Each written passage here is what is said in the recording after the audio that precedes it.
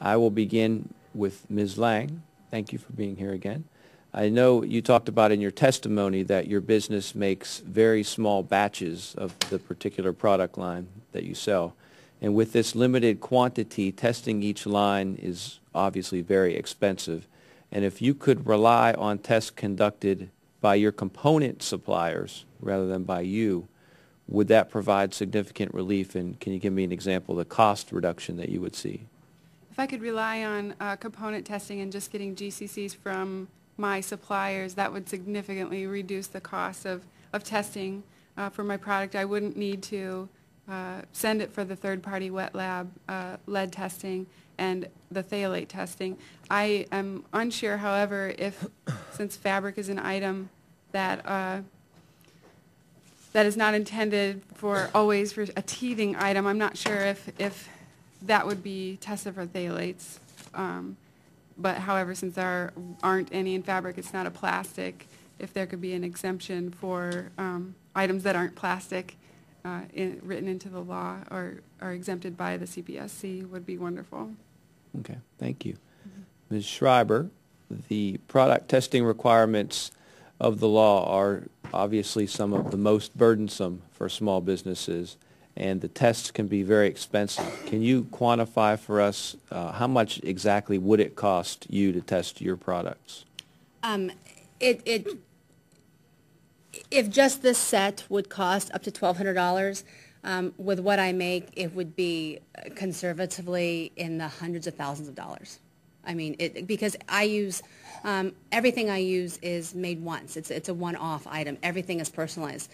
So therefore, everything I make would have to be tested. So it would actually boggle the mind how much it would cost to. So it's an amount that you couldn't even consider. I couldn't quantify it. I wouldn't be able to. It would be 75 times the number of threads I have in my house, the number of ribbons I have, the number of products I have, the number of products that make up the products I get from my wholesalers.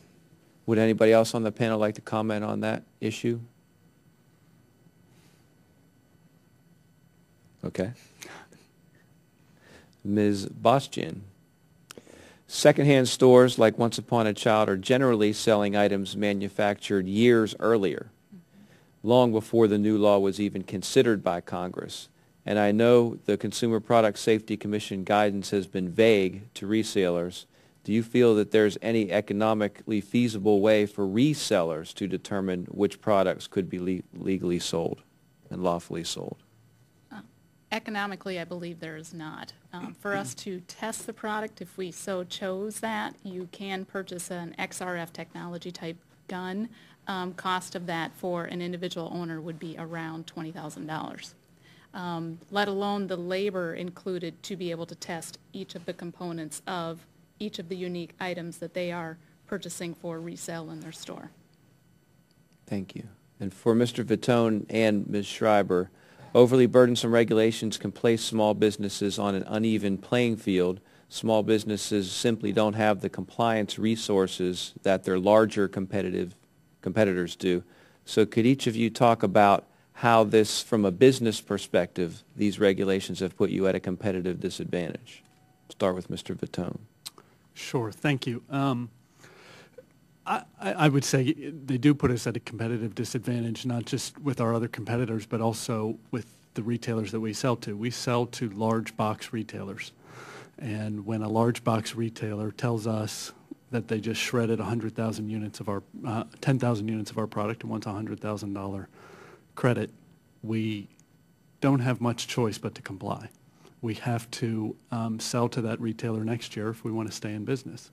So it puts us at a competitive disadvantage, not just to them, but then those resources take us away from growing our business and, hopefully selling more product the next year.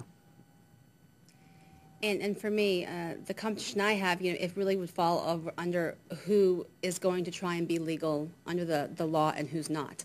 Many of my competitors probably feel the same way that I do, that we're making safe products, we want to be legal. There's also many people that believe it doesn't apply to them, they're not going to follow the letter of the law. So at that point, the competitive difference goes from 0 to 60 because I'm done. I'm closing my doors. I'm selling off my sewing machines, and they're continuing to make what they already have, you know, on the assumption that they're never going to catch me. So, I mean, I don't know if that It does. That clarifies, but. Thank you very much.